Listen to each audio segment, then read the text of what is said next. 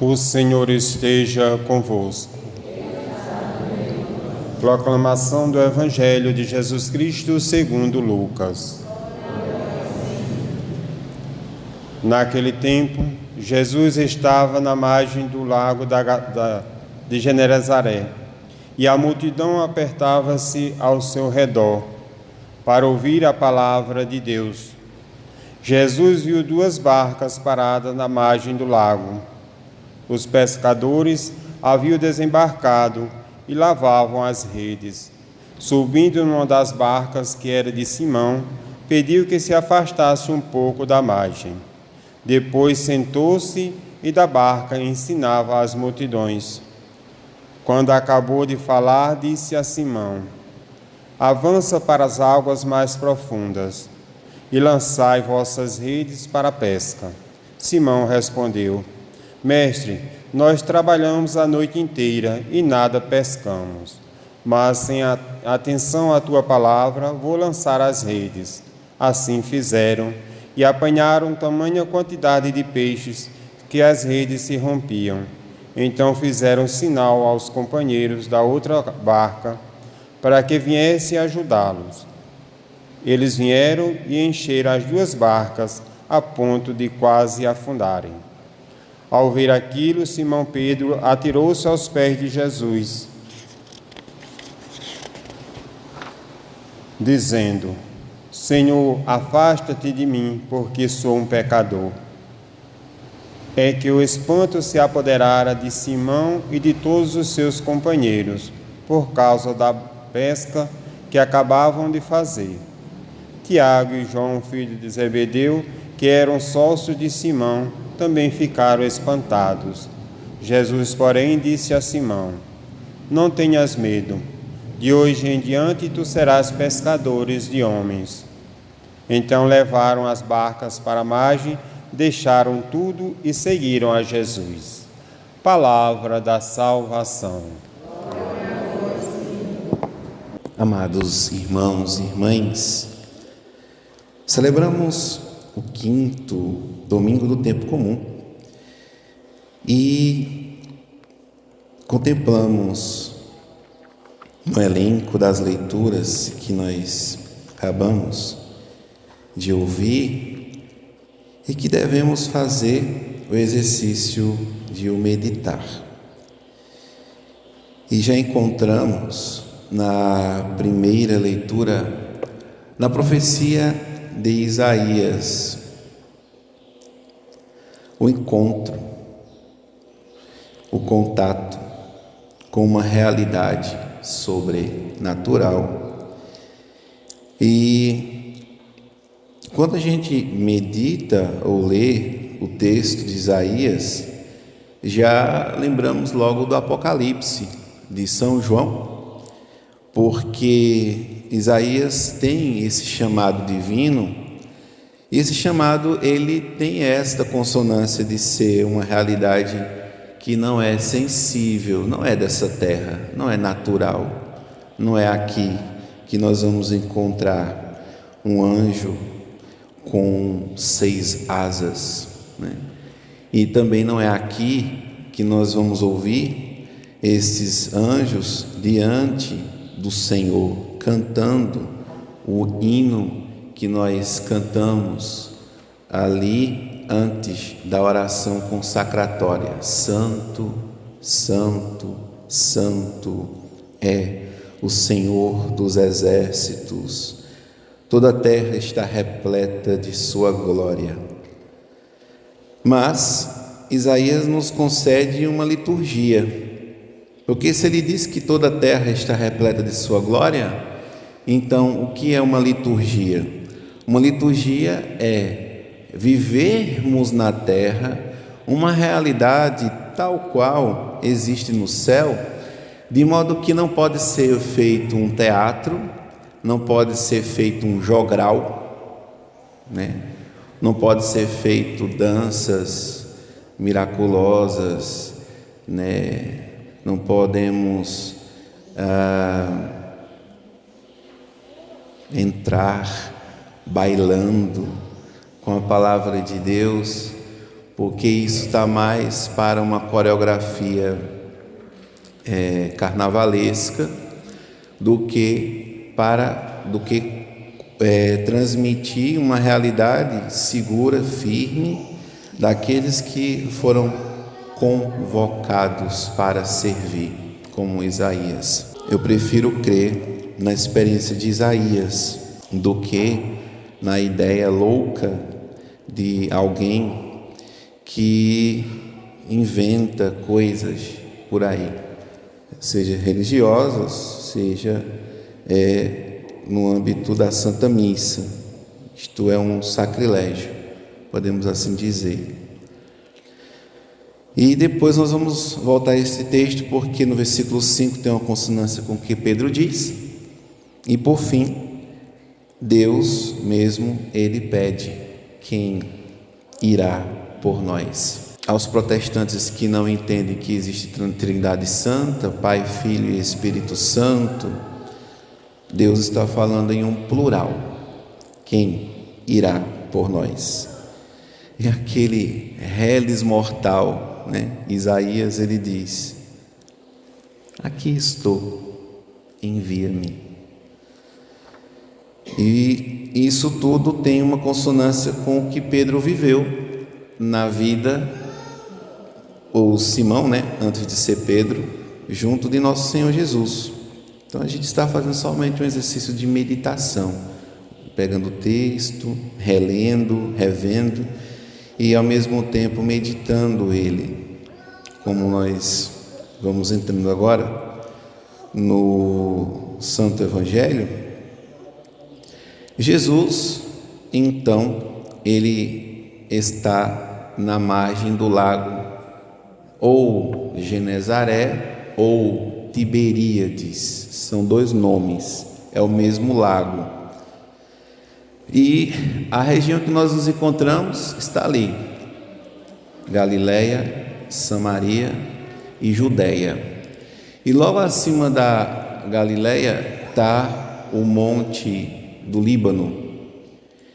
E é desse monte que então tem a nascente do que irá formar o mar da Galileia. E o lago é um braço deste mar, e nós estamos numa região, primeiro, desértica, e estar numa região desértica e ter acesso a um lago é mesmo que você estiver no sol de 40 graus e tomar uma Coca-Cola gelada, refrescante, ou um sorvete, ou um açaí. Então, existe uma saciedade a ser feita aqui, de modo que Jesus está chegando e está pregando para uma grande multidão ali, e a multidão apertava-se ao redor do Senhor para ouvir o quê? A palavra de Deus. Então as pessoas estavam com sede. E um mestre e Senhor estava falando de realidades sobrenaturais. Jesus, ele não estava falando que o anzol, porque não existia anzol nesse tempo, Jesus não estava falando que a rede tinha que ser trançada de tal modo que o tamanho do peixe tinha tantos centímetros, que o orifício da rede tinha que ser de tanto, que a madeira para construir o barco tinha que ser curtida, prensada, tanto tempo, tinha que ser de madeira tal. Então Jesus não estava falando de coisas naturais. Jesus estava falando de que beleza era essa que Jesus estava falando? Para uma grande multidão se apertar ao redor dele, em uma região desértica, na beira de um lago, braço de um rio, que veio de uma região montanhosa como nascente, e que estava abastecendo aquela região desértica, significa que Jesus era alguém tão elevado, mas tão elevado como aquele monte do Líbano. e que dele emanava um rio de água viva. E essa água, ela fervilhava e ela inundava as almas e os corações daqueles que ouviam Jesus. Então Jesus, ele estava para aquele povo como estava o lago, refrescando a sede, a fome por conta do peixe, o trabalho por conta do ócio dos pescadores que estavam ali pescando a noite inteira, como o Monte do Líbano estava para aquela região, e certeza de que dali saía algo que abastecia toda uma região. Então assim estava Jesus inicialmente para aquele povo. Depois, aqueles pescadores, quando chegaram, Pedro, Tiago, João e Pedro, André, Tiago e João chegaram ali, e também a tradição conta que Judas também estava com eles. Eles viram, passaram a noite inteira pescando, estavam já desembarcando e lavando suas redes, e o testemunho de Lucas, que é um evangelho próprio dele, esta cena, conta que eles estavam decepcionados, tristes, ou seja, mais um outro grupo. Tanto os ouvintes da terra estavam ali sedentos de Jesus, quanto os ouvintes do mar, aqueles que estavam trabalhando, por tabela escutaram Jesus, porque eles estavam ali desembarcando, Jesus pregando lá, e eles lavando a rede, Jesus pregando, e eles preocupados porque estavam devendo, tinham dívidas com o Império Romano, tinham que dar o tributo, o imposto, e não tinham pescado suficiente para pagar essas coisas. Certamente todos estavam preocupados com sua família, né? Seu pai, Pedro com a sua esposa, com a sua sogra, estavam ali agoniados, né, José? O que é que tu tem, menino? Ah, não, é o outro de trás. Solta o menino, deixa ele correr. Vá, meu filho, corra, vá. Só não sai da igreja nem pula do couro, pelo amor de Deus, nem suba as escadas. Então, eles estavam preocupados com tantas coisas que não ouviu muito o que nosso Senhor estava falando, mas testemunhou que tinha um movimento ali diferente naquele negócio lá. E aí, Jesus, ele sobe na barca e aproveita a concha acústica daquela canoa ou daquele barco, e a tradição conta que a barca que Jesus entrou foi a barca de Pedro, e que tinha duas barcas. E aqui vai ter agora então a catequese, e ele recomeça a pregação, só que uma pregação prática. A multidão já estava saciada, já tinha ouvido Jesus, mas estavam ali meditando, continuaram lá meditando, né? Nossa, o que ele falou foi tão grande, tão profundo, que eu nunca vi realidades assim.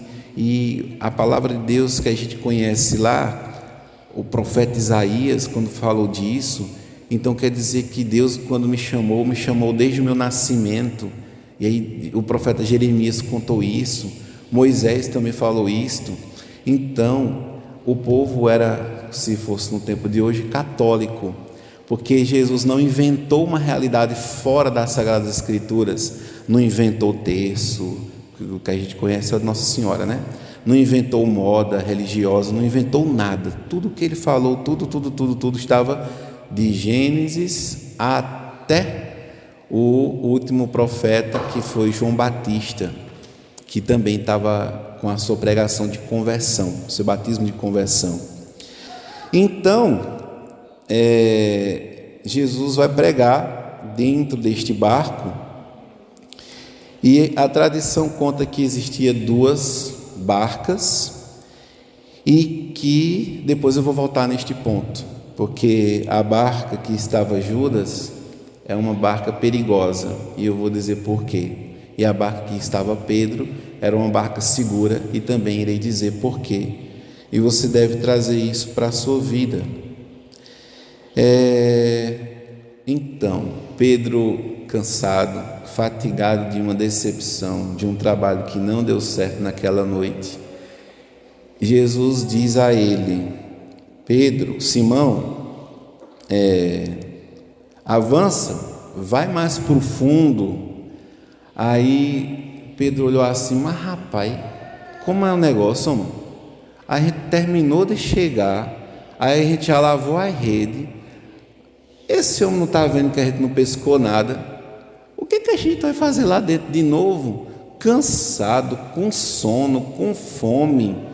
Eu estou doido para comer meu pãozinho asmo em casa com um pedaço de carneiro que a mulher deve estar fazendo lá. Mas homem, é o quê?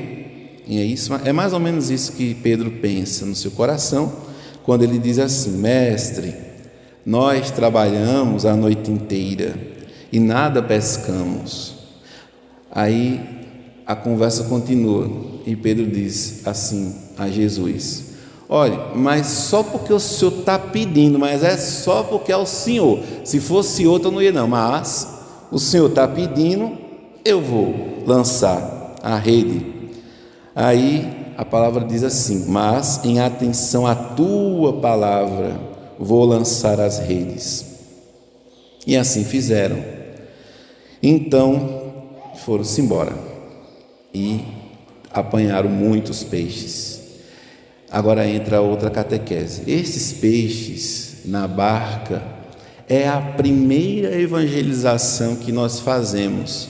Sabe aquele encontrão que você foi, que entrou um monte de gente dentro da barca? É isso aí.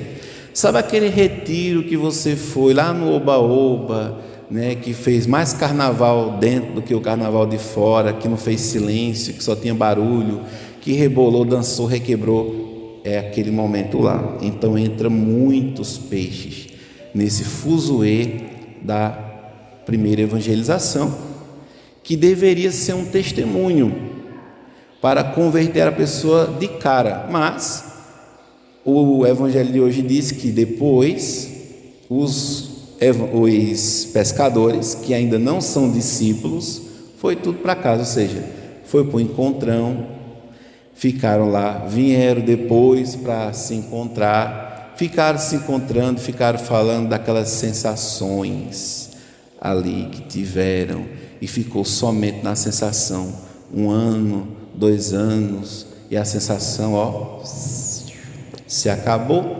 Feito pessoa que quando está apaixonada pensa em casar, e a paixão acaba ali. Aí começou o amor de verdade.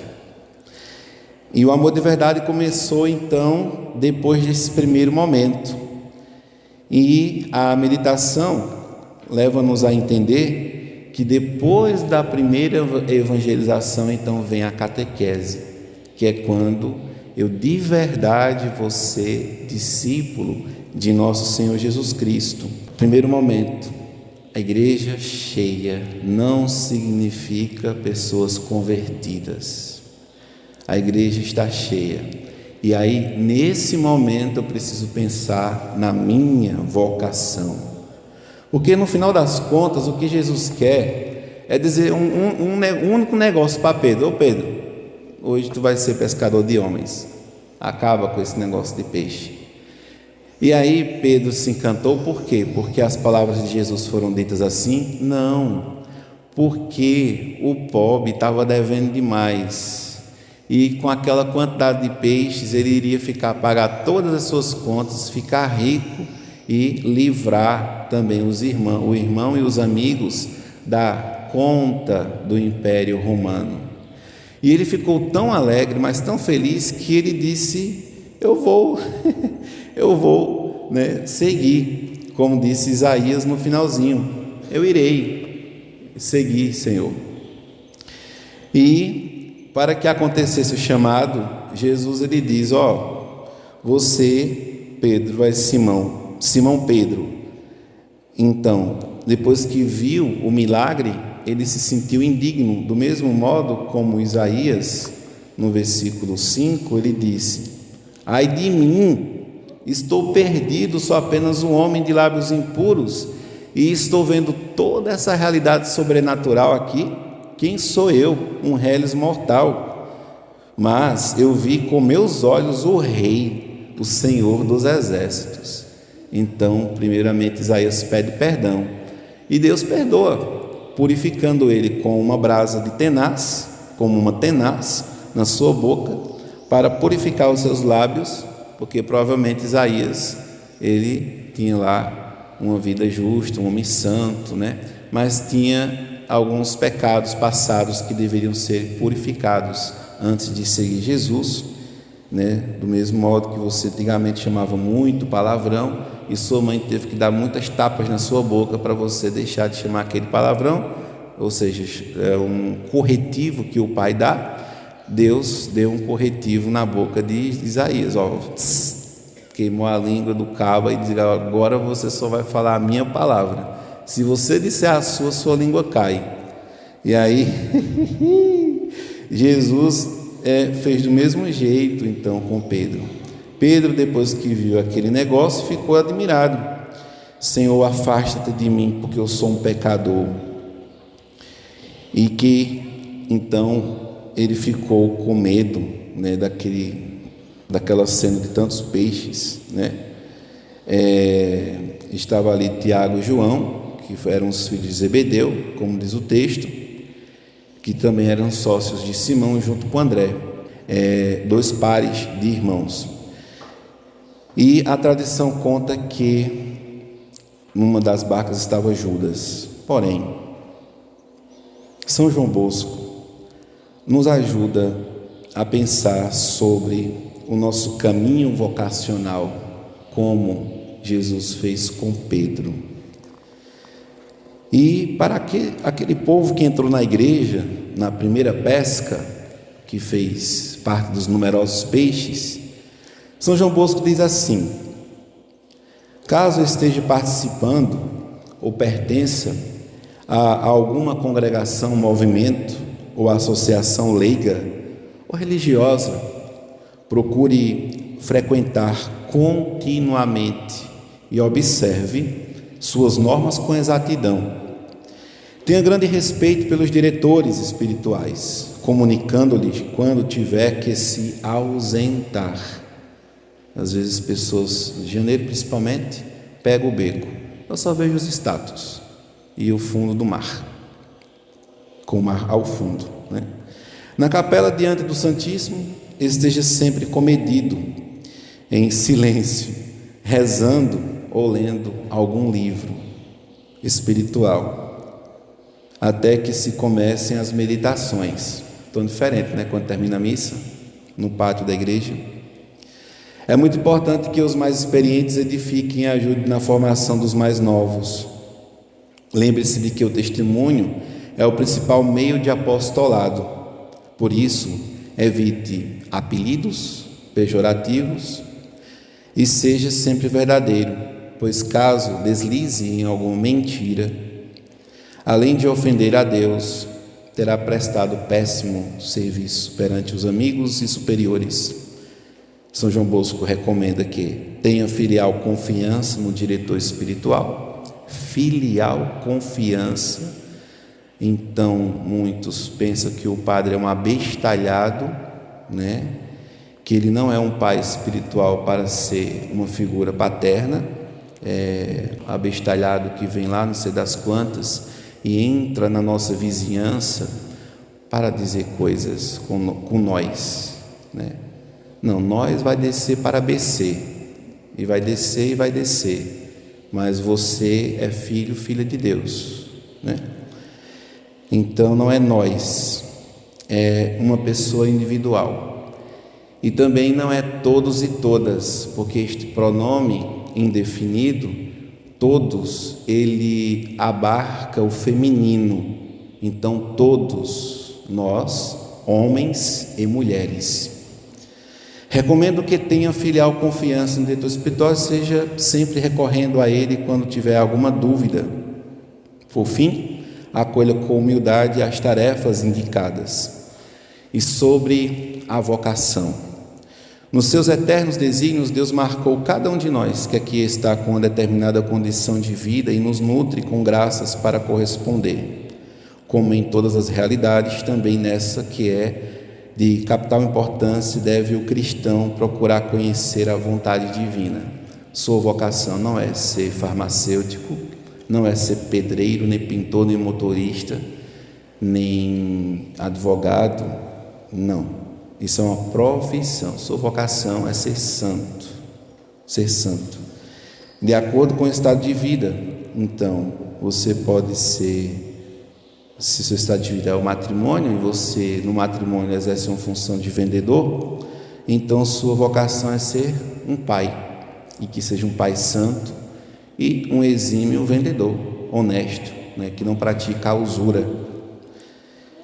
E diz a palavra: meu alimento é fazer a vontade daquele que me enviou a consumar sua obra. João 4,34. João Bosco continua: algumas almas foram favorecidas por Deus de modo extraordinário, para que soubesse claramente a vocação que eles eram destinadas. Você, caro amigo, não precisa pretender tanto. Fique consolado com a segurança de que Deus o guiará pelo reto caminho, desde que não se afaste dos meios oportunos para tomar essa decisão.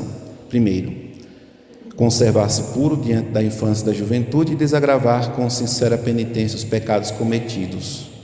Segundo, oração humilde, perseverante. Depois, quando chegar o momento de acolher a sua vocação, suplique ao Senhor com orações, novenas, abstinências, peregrinações e oferenda à Santa Missa para essa finalidade. Recorra a Nossa Senhora, que nos concede em estado de graça, e diz que quem está em estado de graça é irmão dos anjos, e quem está em estado de pecado mortal é filho do Satanás, do demônio. Por quê? Porque somos filhos de Deus. E o demônio é o pai da mentira. Então, quem está caminhando na mentira é filho do demônio. E pedir a Nossa Senhora que lhe proteja, lhe mantenha em estado de graça, para que você seja irmão dos anjos. E os anjos, quando lhe veja, esse é o meu irmão, trabalha para Cristo.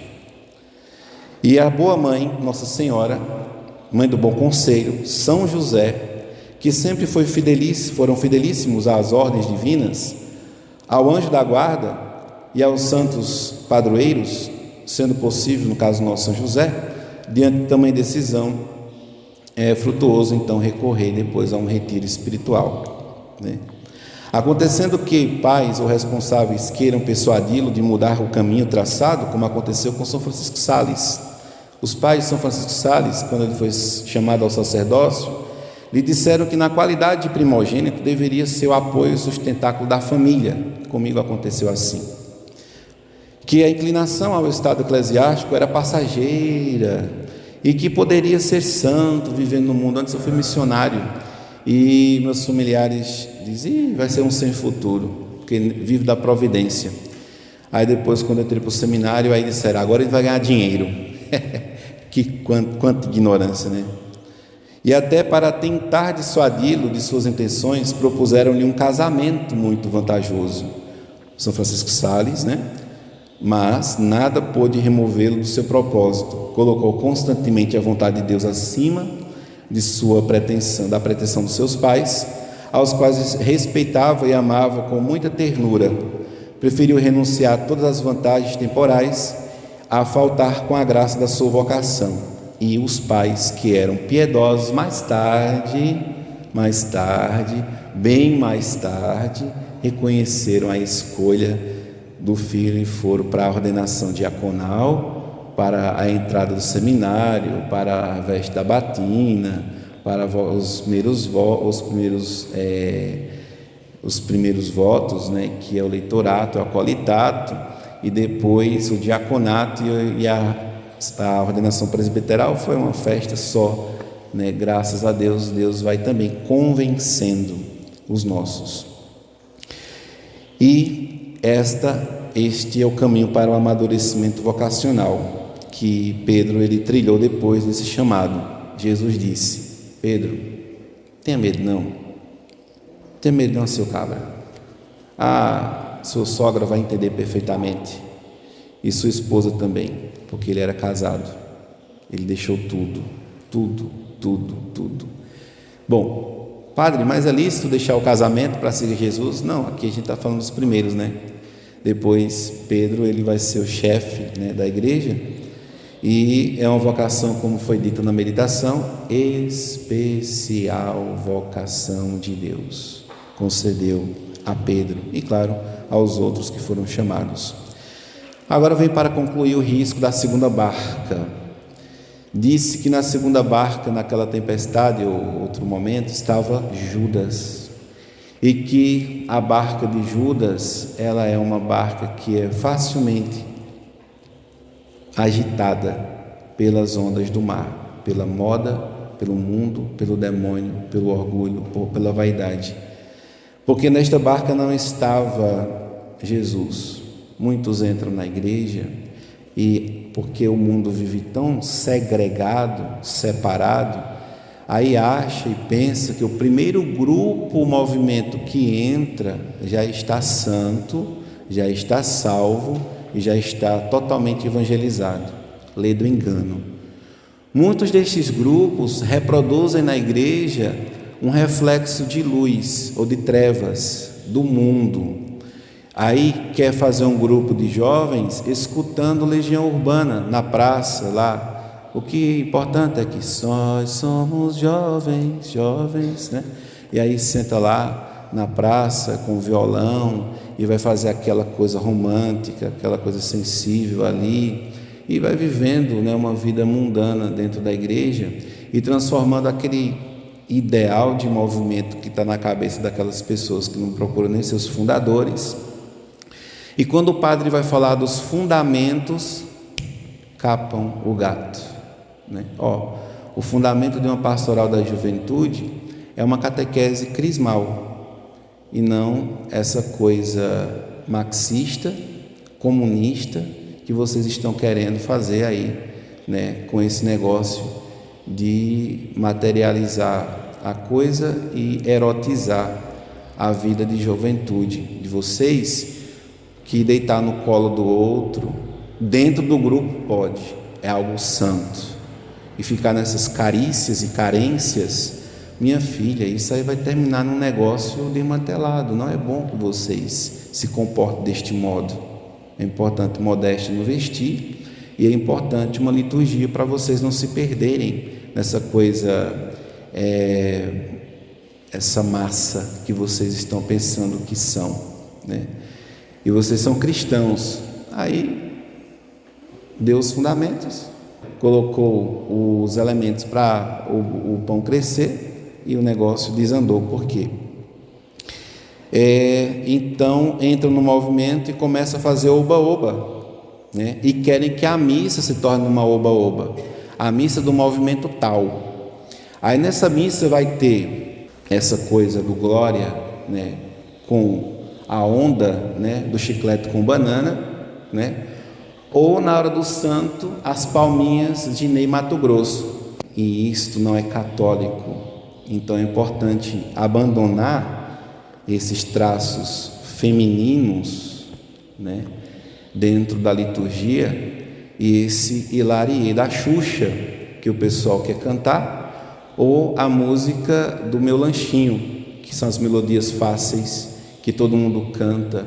Meu lanchinho, vou comer para ficar fortinho e crescer. E aí todo mundo repetiu o salmo, todo mundo cantou, e certa feita alguém disse: olha, padre, tem que ser melodias fáceis que o povo canta. Aí eu pergunto, engraçado, né? Faz quantos anos que a gente vem cantando a melodia do Glória? Das partes fixas da CNBB? Mais de 2 anos. E ninguém canta, né? Interessante. Vamos dar uma palhinha? Glória a Deus nas alturas e paz na terra aos homens. Senhor Deus, Rei do céu, Senhor Deus Pai Todo-Poderoso, nós os louvamos, nós os bendizemos, nós os adoramos, nós vos glorificamos. Aí você tem que abrir sua boca e cantar. E é uma melodia sálmica que ajuda você a decorar o texto, do gradual simples, que são músicas gregorianas, que você tem que dominar o agudo e o grave e cantar aquela melodia, como o Kyrie, o Agnus Deus Sanctus, e todo mundo acha difícil. Mas todo mundo canta: Salve Rainha, Mãe de Deus, és auxílio dos cristãos, ó Mãe clemente, ó Mãe piedosa. É uma melodia de modo gregoriano. Sabe por quê? Porque o Satanás sai da igreja quando a gente canta o gregoriano. E o Satanás, ele entra quando você canta o Hilarie da Xuxa, as palmas do Glória ou as palmas do Ney Matogrosso na hora do santo. Então, esta é a barca de Judas. Não vai perseverar, vai trair Jesus e vai sair da igreja colocando a culpa no padre. Esta é a boa e a plena verdade, né?